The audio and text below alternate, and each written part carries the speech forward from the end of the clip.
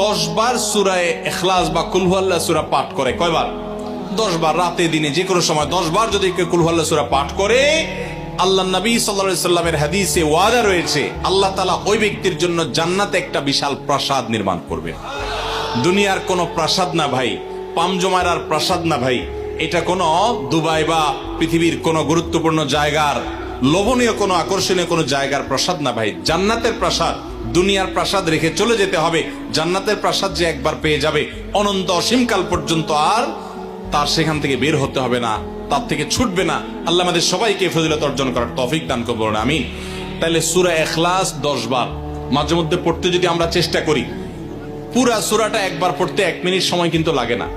কুল হুয়াল্লাহু আহাদ আল্লাহুস সামাদ লাম ইয়ালিদ ওয়া লাম ইউলাদ ওয়া লাম ইয়াকুল লাহু কুফুয়ান আহাদ।